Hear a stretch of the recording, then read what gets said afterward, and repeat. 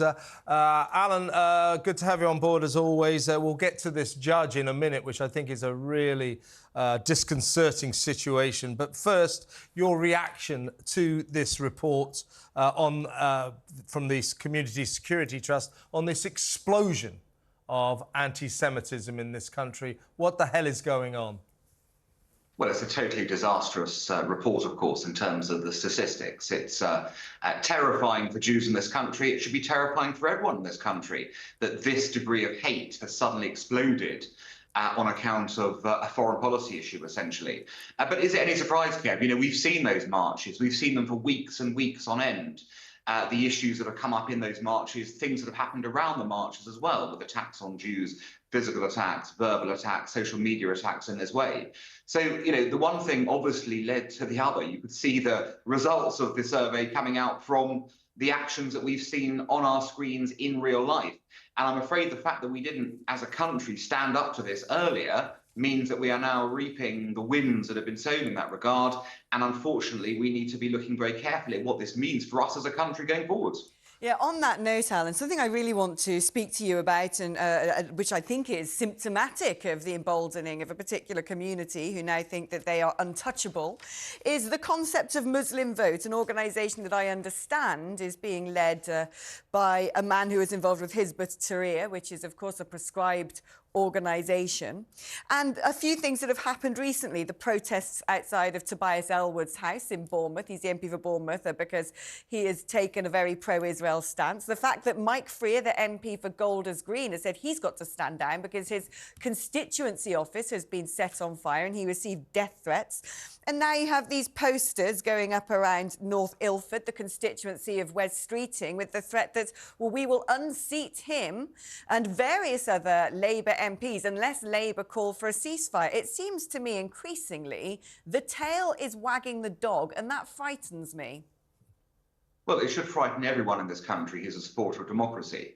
In democracies, people organise, they lobby for things, they argue for things, they make a case in a logical and clear fashion. What they don't do is stoop to repression and intimidation and violence in this way. And I think it was Rachel Reeves who, the last time there was a ceasefire vote in Parliament, came out the weekend after when numerous Labour MPs who had dared to vote against this line, dared to suggest that they weren't in favour of a ceasefire immediately, were then targeted in their homes and other places. She came out on national TV quite rightly and said, this is not protest, this is intimidation, it must stop. I think it's incumbent on all our political leaders to stand up to these thugs and say, this is not how we conduct our business in Britain. This is not how politics happens in this country. And we are all going to take a stand collectively against you and cast you out in the same way that we would cast out far-right thugs who have tried to intimidate people in the dim and distant past in this country as well. This is no difference, is it? It's intimidation, it's thuggery, and it needs to stop. Alan, let me get your take on this issue surrounding this judge.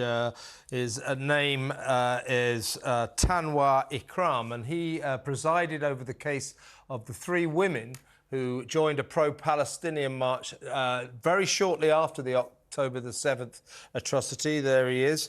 And they were found guilty of supporting a prescribed terrorist group, Hamas, because on the back of their jackets they had paragliders, pictures of paragliders. Of course, Hamas used paragliders to cross the Israeli border and commit their October the 7th genocide. So they're found guilty of this offence. The judge basically said, well, he didn't basically say, he did say this. He said, well, you've learned your lesson, there won't be any punishment, but don't you do that again. Subsequently, he is a Muslim, but that shouldn't necessarily be a factor in our discussion. But he has been found to have liked social media posts, one saying that Israel is a terrorist country. So he has a history of this. And so the accusation is he let his own prejudices affect what he did with these three women. Downing Street said this is very concerning. Former Justice Minister Robert Buckland said, you know, judges cannot act like this. What my point is this, I'm not saying this is a case of this, but if we get to the point where judges are letting their own anti-Israel prejudices affect their verdicts, affect their judgments, we are in big trouble, not only as a country, but I think it's important to point out, though, that he has actually, since then, stated that he liked this post accidentally. Make of that what you will, but that is what he has said. That's what he's saying. What do you make of this? Well, British justice needs to be both impartial and seen to be impartial. That's what makes the justice system a trusted system in this country. And judges of all backgrounds, of all faiths, have always, it seems, managed or usually managed to steer that line very carefully. And I don't know, how someone accidentally likes a post like that. What are they reading, frankly, in their feeds to get that in the first place? What algorithm are they on? But the reality is that he shouldn't have, been expressing his political views as a judge anyway. That seems to me a very dangerous slope to be going down. But secondly, having done so and having not investigated his mistaken like beforehand, he should have recused himself from the case. The idea that somebody who's made a political judgment, even accidentally, can then hear a case on a big political issue like this, which is, of course, let's not forget, a terrorism case, ultimately. That, to me, seems wholly ridiculous. And this judgment clearly needs to be revoked, and he needs to be hauled over the coals by the Judicial Commission that looks at these things.